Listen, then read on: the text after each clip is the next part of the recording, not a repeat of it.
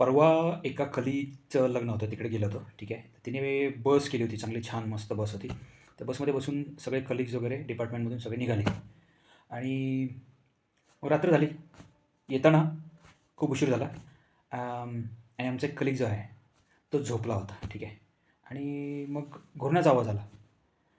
मग मागे वळून बघतोय तर एक भाऊ घोरत होता मोठमोठ्याने आणि लिटरली म्हणजे असं घोरत होतं, की मध्ये-मध्ये त्याचा श्वासच पूर्ण बंद व्हायचा. आणि तुम्ही त्याचं फिजिक्स जर बघितलं ना, तर म्हणजे एवढं पण असं काही त्याचं वजन वगैरे काही जास्त नाही आहे. बट थोडंसं असं गळा वगैरे थोडासा बल्की आहे आणि चेहरा पण गोल आहे. थोडंसं वजन म्हणजे ओबीस टाइप नाही आहे, बट म्हणजे ओव्हरवेट आहे. BMI 25 ते 30च्या मध्ये असेल थोडंसं. म्हणजे सांगतो कशासाठी, की याच्यामध्ये काही गोष्टी याच्या महत्त्वाच्या आहेत. ठीक आहे. Must understand. सगळ्यात पहिली गोष्ट, जे घोरणं आहे, तर आता तुम्हाला वाटेल की यार काय कॉमेडी आहे किंवा काय मजाक आहे. पण ना जे घोरण्याचा जो प्रकार आहे आणि तो एकदम भयानक आहे हेल्थसाठी. का सांगतो मी? कारण की जेव्हा तुम्ही घोरत असता किंवा रात्री झोपेमध्ये आता आम्ही स्वतः म्हणजे ते ऑब्झर्व्ह केलं. त्याच्यामध्ये तो जेव्हा झोपला होता, तर ते श्वास त्याचा बंद व्हायचा मध्येच. मग मोठ्याने आवाज करायचा आणि तो असा जागा व्हायचा आणि नंतर परत झोपायचा. म्हणजे याला स्लीप ॲपनिया टाईपमध्ये एक कंडिशन आहे ती. ठीक आहे. म्हणजे काय असतं की झोपेमध्ये श्वास बंद होतो. ठीक आहे. ब्लॉकेजमुळे. आता याच्यामध्ये बरीच कारणं आहेत. नाकामध्ये डिव्हिएटेड नेझल सेप्टम असेल किंवा मागे ॲडेनॉइड म्हणून जो पॅसेज आहे इथून नाकामध्ये कॉम्प्लेक्स पॅसेज आहे हा. नाकापासून ते फुफ्फुसापर्यंत.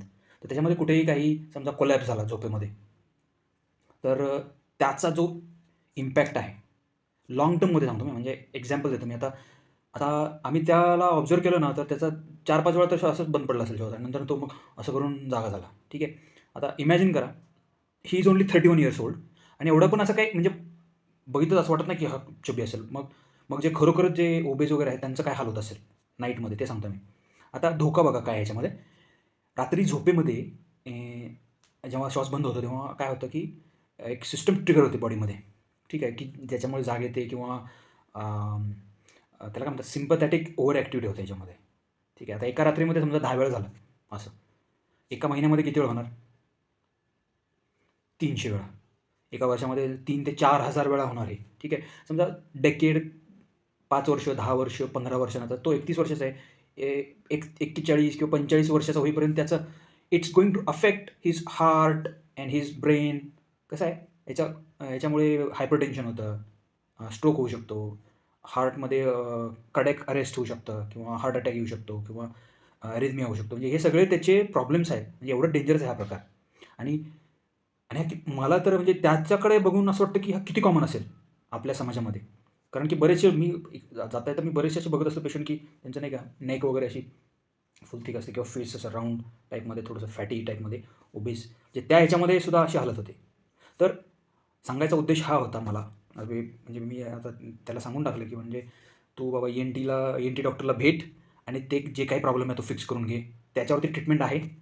बट मला काय म्हणायचं आहे, की तुम्ही तुमचं थोडंसं वजन कमी करा. नाही का इथलं थोडंसं पॅसेज मग ओपन होईल आणि तुम्हाला हा त्रास होणार नाही.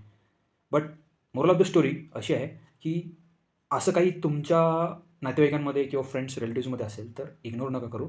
It's a grave health risk long टर्ममध्ये. ठीक आहे. Thank you.